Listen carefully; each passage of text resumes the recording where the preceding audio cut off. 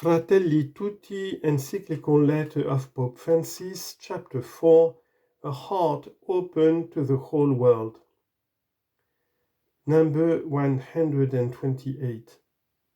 If the conviction that all human beings are brothers and sisters is not to remain an abstract idea, but to find concrete embodiment, then numerous related issues emerge, forcing us to see things in a new light and to develop new responses. Borders and their limits. Complex challenges arise when our neighbor happens to be an immigrant. Ideally, unnecessary migration ought to be avoided. This entails creating in countries of origin the conditions needed for a dignified life and integral development. Yet, until substantial progress is made in achieving this goal, we are obliged to respect the right of all individuals to find a place that meets their basic needs and those of their families, and where they can find personal fulfillment. Our response to the arrival of migrating persons can be summarized by 4 words: welcome, protect, promote, and integrate.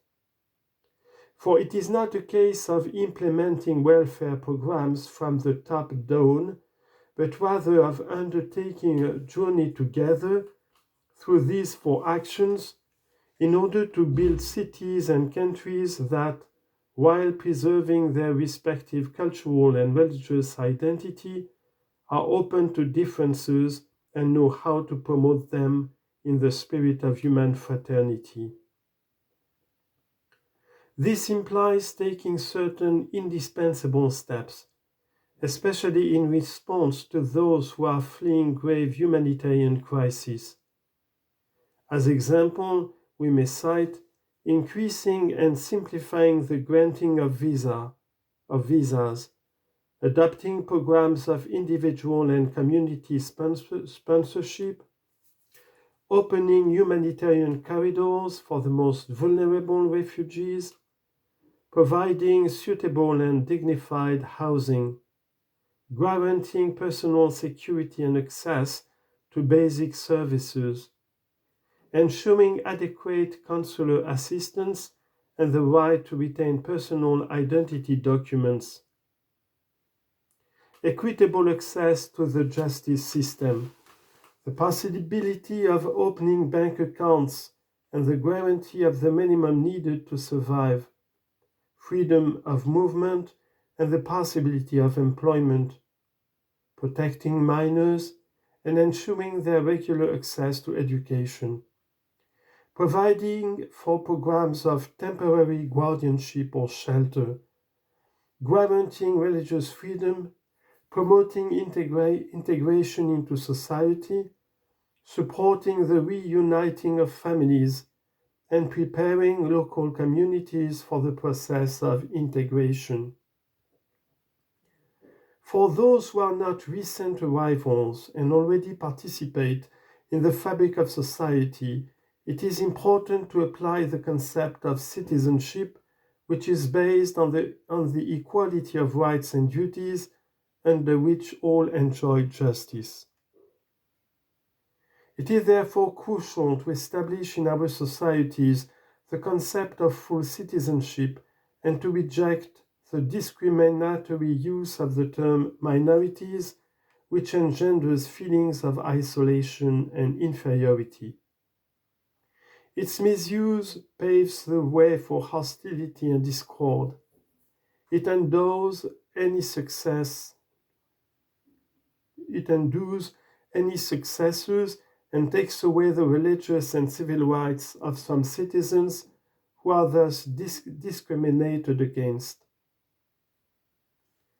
Even when they take such essential steps, states are not able on their own to implement adequate solutions. Since the consequences of the decisions made by each inevitably have repercussions on the entire international community, As a result, our response can only be the fruit of a common effort to develop a form of global governance with regard to movements of migration. Thus, there is a need for mid-term and long-term planning, which is not limited to emergency responses. Such planning should include effective assistance for integrating migrants in their receiving countries, while also promoting the development of their countries of origin through policies inspired by solidarity, yet not linking assistance to ideological strategies and practices alien or contrary to the cultures of the peoples being assisted. Reciprocal gifts. The arrival of those who are different, coming from other ways of life and cultures, can be a gift. For the stories of migrants are always stories of an encounter between individuals and between cultures.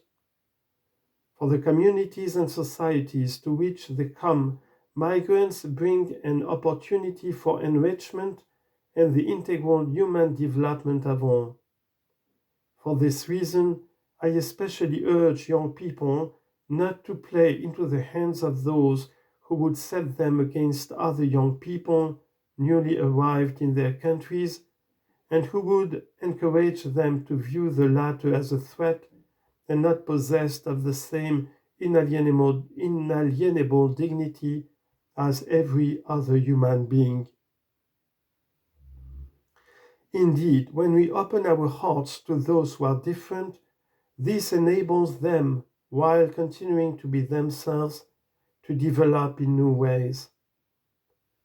The different cultures that have flourished over the centuries need to be preserved, lest our world be impoverished. At the same time, those cultures should be encouraged to be open to new experiences through their encounter with other realities. For the risk of succumbing to cultural sclerosis is always present. That is why we need to communicate with each other, to discover the gifts of each person, to promote that which unites us, and to regard our differences as an opportunity to grow in mutual respect. Patience and trust are called for in such dialogue, permitting individuals, families, and communities to hand on the values of their own culture and welcome the good that comes from others' experiences. Here, I would mention some examples that I have used in the past. Latino culture is a ferment of values and possibilities that can greatly enrich the United States, for intense immigration always ends up influencing and transforming the culture of a place. In Argentina, intense immigration from Italy has left a mark on the culture of the society, and the presence of some 200,000 Jews has a great effect on the cultural style of Buenos Aires. Immigrants, if they are helped to integrate, are a blessing, a source of enrichment, and new gift that encourages a society to grow. On an even broader scale, Grand Imam Ahmad al-Tayyib and I have observed that good relations between East and West are indisputably necessary for both. They must not be neglected, so that each can be enriched by the other's culture through fruitful exchange and dialogue. The West can discover in the East remedies for those spiritual and religious maladies that are caused by a prevailing materialism.